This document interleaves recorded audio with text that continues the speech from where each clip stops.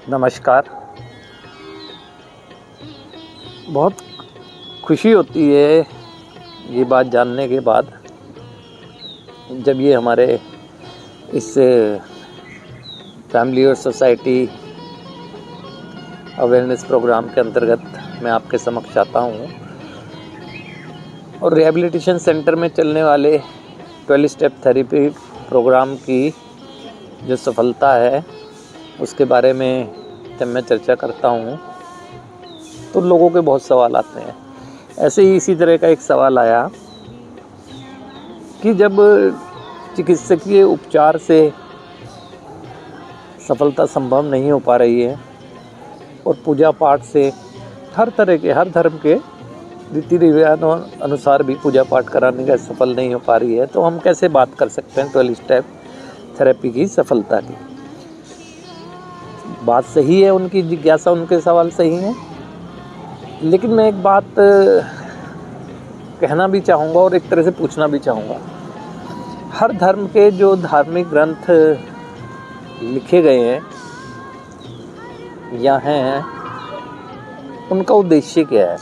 हर धार्मिक ग्रंथ का उद्देश्य किसी भी व्यक्ति को एक जीवन कैसे जीना चाहिए ये समझाना है और अपनी संस्कृति और परंपराओं से जोड़ना है। अगर हिंदू धर्म ग्रंथों की बात करें तो अगर रामचरितमानस की बात करें तो किस तरह से मर्यादाओं में रहकर परिवार के साथ रहकर परिवार को साथ लेकर किस तरह से चला जाए, पूरा का पूरा दृष्टांत अगर विस्तार में भी ना जाऊं, भागवत गीता जीवन जीने की कला सिखाती है। यह ऐसे ही हर धर्म के धर्म ग्रंथ, उनका उद्देश्य अलग है। चिकित्सक है, कौन सी किताब चिकित्सा पद्धति में ऐसी बनी है, ऐसी लिखी गई है, इस तरह की मेडिसिन बना दी जाए जिससे कि नशा करने का विचार किसी व्यक्ति को आए तो वो मेडिसिन खाने के बाद विचार मर जाए। विचार को मारने की दवाई मेडिकल साइंस के पास नहीं है। उद्देश्य अलग है ना। अभी 12 स्टेप थेरेपी की बात करें तो 12 स्टेप थेरेपी की अगर बात करें तो ये एक नशा कर रहे, नशे की समस्या से जूझ रहे व्यक्तियों द्वारा तैयार किया ये प्रोग्राम है, ये अल्कोहलिक एनोनिमस, जिसकी स्थापना कोई आजकल में नहीं, 1935 में अमेरिका में हो गई थी। देखा गया किस तरह से पीड़ा से निकाला जाता है। उन्होंने अपने अनुभवों का संकलन किया उन पुस्तकों में। जो अल्कोहलिक एनोनिमस की बुक है वो होली बुक कहलाती है, कि कई लोगों को, असंख्य लोगों को जीवन देने का काम किया है। उसका उद्देश्य था किस तरह से नशे की समस्या से निकल रहे व्यक्ति की मदद की जा सकती है अपने विचारों द्वारा, क्योंकि विचारों द्वारा ही विचारों को बदला जा सकता है। हिंदुस्तान में 1957 में आया। उद्देश्य क्या था उसका? उद्देश्य ये था, नशे की पीड़ा में जो व्यक्ति है उसका परिवार और समाज भी जो प्रभावित है, उस व्यक्ति की कैसे विचारों से, उनका उस समय किया गया संकलन विचार आज तक भी सफलतापूर्वक कार्य कर रहा है। होता क्या है 12 स्टेप थेरेपी में, ये भी मैं बता दूं।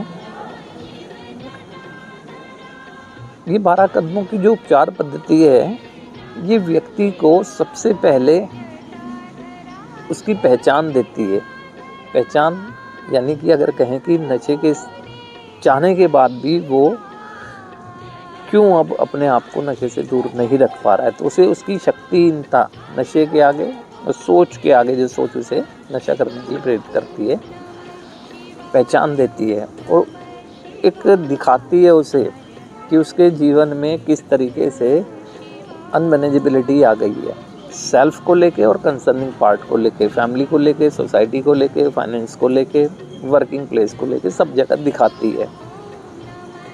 ये चीज़ें कोई चिकित्सा पद्धति नहीं दिखाती है, ना किसी भी पूजा पाठ के माध्यम से एक व्यक्ति ये देखता है। मन की शुद्धता होती है, वहाँ शरीर की स्वस्थता होती है। उसके बाद उसको जो निराशा है, निराशा से निकालने का काम करती है। उसको बताती है कि जीवन का विनाश जो किया है वो सोच और कर्मों की वजह से हुआ है। करैक्टर डिफेक्ट्स को आइडेंटिफाई करने के लिए कहती है, क्योंकि एक पर्सनालिटी डेवलपमेंट होना है ना व्यक्ति का, क्योंकि एक व्यक्ति के व्यक्तित्व के रुकाव उसमें कहते हैं कि विकास में बाधक बनता है ना नशा। जो संबंध उसके नशे के प्रभाव की वजह से डिस्टर्ब हो गए हैं या बिल्कुल ख़त्म हो गए हैं, उन संबंधों के प्रति या संबंधों को कैसे मजबूत किया जाए, ये बताती है 12 स्टेप थेरेपी ना। उसमें कदम है, स्टेप्स हैं, स्टेप वर्किंग जो है वो यही करवाती है। सेल्फ टॉक करना सिखाती है। रोज़ाना के स्तर पर इंसान गलती कर सकता है, किस तरह से वो गलती के बाद अपने आप को जस्टिफाई ना करके उसे एक्सेप्ट करे बताती है। जब जब उसके सामने जीवन जीने में भ्रम की स्थिति आए तो किस तरह से उसे ध्यान और मेडिटेशन करना चाहिए, किस तरह से प्रार्थना में जाना चाहिए, कैसे करना चाहिए बताती है। और अपने जीवन को नशे की समस्या से हमेशा के लिए सुरक्षित कर सके, ये कदम के द्वारा बताया जाता है। यानी कि उद्देश्य है 12 स्टेप थेरेपी का। वो जो साधन समाज में उपलब्ध हैं, असफल इसीलिए हो रहे हैं, उनका उद्देश्य कुछ और है और उसका इस्तेमाल किसी और चीज़ के लिए किया जा रहा है। और 12 स्टेप थेरेपी में तो कहा भी गया है कि ये एक ऐसी जीवन बीमा पॉलिसी है जिसका प्रीमियम रोज़ाना के स्तर पर अपने अंदर की भावना और विचारों को शेयर करके हमें भरना होगा। होता क्या है कि अनकंफर्टेबल स्टेज आती है विचारों से। कोई भी विचार कभी भी अच्छा और बुरा आ सकता है। माना कि ऐसा विचार आया जिससे हम अनकंफर्टेबल हो गए हैं, या अत्यधिक अगर कहें उत्साहित भी हो गए, तो विचार आएगा, भावनाएं भी लाएगा। अब इमोशनल ट्रिगर वो ट्रिगर होता है जहाँ पर हमें एक प्रिपेयर करने का कि उस ट्रिगर से पर कैसे काम किया जाए। ये काम करती है 12 कदमों की उपचार पद्धति। तो सबसे पहले तो आप यही समझ लें, जो बाहर असफलताएं मिल रही हैं उसके पीछे वजह ही ये है, चाहे वो धार्मिक पूजा पाठ हो, चाहे चिकित्सा पद्धति हो, या कुछ और भी चीज़ हो। उनके उद्देश्य अलग हैं। अब उनके उद्देश्य अलग हैं, उन उद्देश्यों को पूरा कर रही हैं वो चीज़ें। अब आप उसका इस्तेमाल अगर करेंगे किसी ऐसी समस्या के लिए जिसमें कि वो, तो कैसे पूरा होगा उद्देश्य? 12 स्टेप थेरेपी का तो उद्देश्य है ना। और वो कहाँ 1935 में तैयार हुआ मॉडल आज तक असंख्य लोगों को जीवन देने का कार्य कर रहा है। तो इसलिए 12 कदमों की उपचार पद्धति पर हमें बहुत विश्वास है।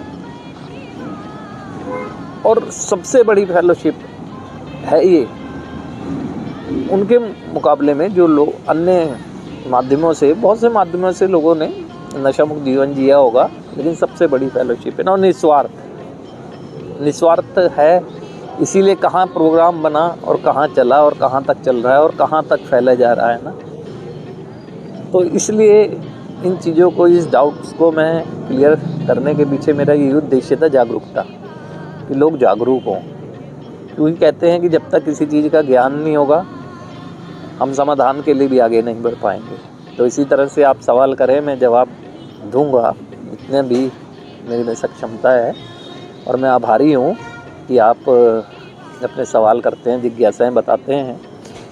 अच्छी बात है, एक समाज, स्वच्छ समाज की जो परिकल्पना का मोटो लेकर चले हैं वो पूर्ण होगी।